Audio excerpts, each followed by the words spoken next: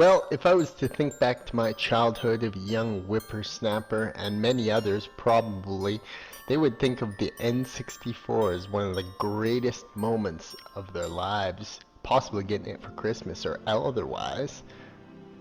The N64 was a beautiful beast to behold, and it was our first glimpse into 3D graphics in their all incredibleness. Staring at the games section in Blockbuster was a rite of passage and a beautiful sight to behold as well. The N64 makes for a classic collector's item, but in modern world where nothing is real, emulation and ROMs make it easy to get the N64 and its myriad of games up and running in no time at all. So let's check it out, motherfuckers!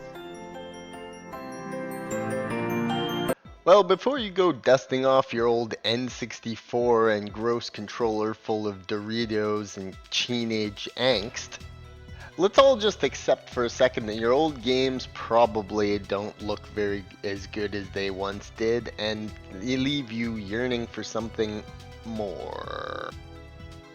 Well, thankfully, two of the best N64 games, plus two of the best FPS games ever conceived, and fucking fantastic to play here in 2023.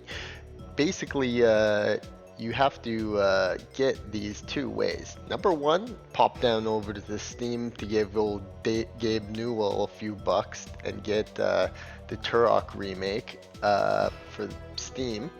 Number two, for Goldeneye, you gotta go emulation route, and there is a potential to play Goldeneye with keyboard and mouse and the recreation, which is fucking fantastic.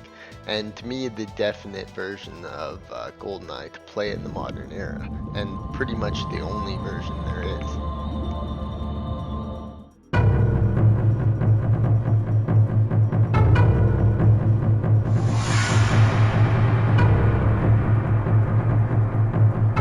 Hooey, and if that doesn't get your nostalgia bubbles bubbling, there's plenty of fun to be had in Turok. But here's the thing, is that you have to go even farther than the remake. Get a few graphics mods, there's a sound mod, get a little bit of reshade in there, and what you're left there with is a fantastic experience. I cannot fucking wait to finish through. The real question on how to experience these games, yes, the old stuff is cool, and yes, the collector stuff is super awesome, but ultimately, if you want to play the core game for itself, these have to be updated, these games. And these developers and publishers and the fucking corporate suits who don't even give a shit about video games in the first place have to realize that taking these games, updating them a little bit, is essential. And Goldeneye for Xbox Live Arcade was essentially made. Now we could do a whole video on how this was a recreation, it was leaked online or whatever happened, or anything along those lines. But like, it's a great recreation, and to me, it's hard to go back because there is a mode where you can just seamlessly switch. But it just goes to show you how like a little polish on these games makes them so fucking beautiful. It's one thing to cherish the past, but it's another thing to move forward, which I believe maybe Sun Tzu said. But at any rate, it makes it for a very fun viewing experience going through these games after the fact. And the thing is that they're hard, and they're sometimes kind of short in some ways, it feels like, and they're not as grandiose and amazing as the games that we have now. But they really, they allow you to just like jump in and try a different kind of combat. It's kind of like Lost to the ages of today's militaristic shooter, looter, booter, camp, like generic experience. They really were creative back then with 3D graphics, and they kind of had to be.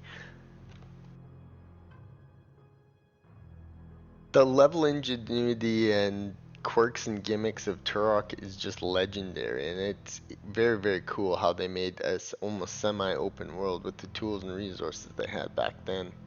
And a major thing that prevents these games from fucking getting the love and attention they deserve is that you get caught up in a thing with like licensing and shit like 007 or whatnot. But I mean, it just goes to show a Steam port of a Steam port of quality of the Xbox Live version of that would make a fucking killing.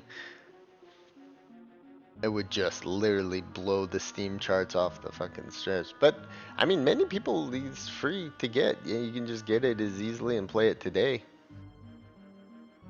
This is the kind of shit that gets you really excited, is when there's fucking like just a nice little bit of upgrade where it's almost like you're playing a new game, but it's the old game. Just love it. I love that shit. I love it. I love it. I love it. And then one of the things that you feel through is it's better than you remember. It's better than you remember with all the complexities and shit of today's games. You go into the fucking gigantic open world and then do all this stuff. It's great. It's stuff I love. But sometimes just popping into a simple game like these back in the day, you you really get this great nostalgia trip.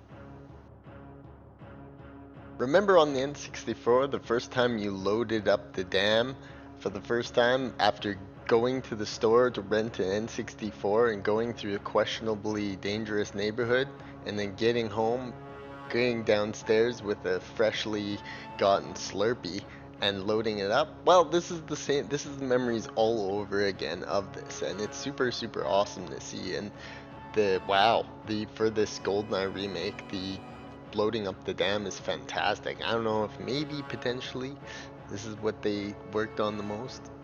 Turok is even more incredible in 2023 and super nice graphics and totally updated system. They really did they did this game some super service, and it needed it, and they should all be nicely categorized on Steam. See, I don't know what happens with licensing or whatever, but if Steam had this big gigantic thing called N64 Games Remastered, all like this, like, money just flows, like, and it couldn't be hard. I mean, it could be hard. I don't know, maybe someone from Night Dive Studios could tell me who made this, but maybe potentially having this done to all games with slightly bumped up for their future 2023 graphics would be fucking amazing. I love gaming catalogs. Here we have a game that is fucking fabulous. Is stupendously sweet, even despite how it's quite short, really tough and frustrating at parts, but overall a sweet, sweet nostalgia thing. And the fucking thing, you get it online for free, and the only way for you to get it is do some fuckery around, but it's actually not that hard. I think I got it in the down below. But it's worth a mention, and they could have made money off of it, and I'm sure the Turok remake definitely made money, but overall, like, I don't know what else they could do to these games. I mean, I'm not gonna say that Turok and Goldeneye, like, totally 2023 recreation, next gen graphics, wholly new physics system, everything, the works, just everything that they could possibly throw at and make it sweet. I don't know if they think that that would sell, but I mean, potentially they will. Potentially they will just throw the book at it. But it's a poor investment for them to invest in old games because they think that it's gonna tank, and they think that they're only gonna get the people that are just like randomly want to get a little bit of nostalgia and do that, and they won't sell as much as next gen game. But I mean, that's such a disservice to the old games and the ideas of what games could be, especially if they can do it. So take a moment with me to observe the beauty of these two games, especially the mountains and the dam. Maybe this is what they worked on first and they put the most detail into it. But it's fantastic, and for how fucking expensive all this bullshit is today, you really can't go wrong with a free experience that's awesome like this. You get your money's worth every time. And take a moment to observe Ida's ass in never before seen detail.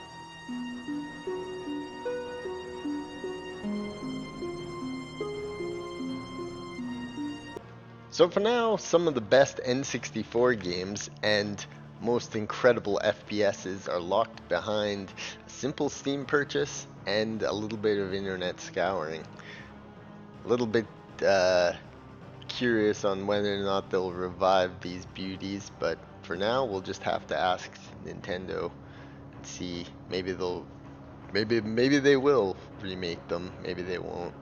It's all up to Nintendo, and Nintendo is the master of everything.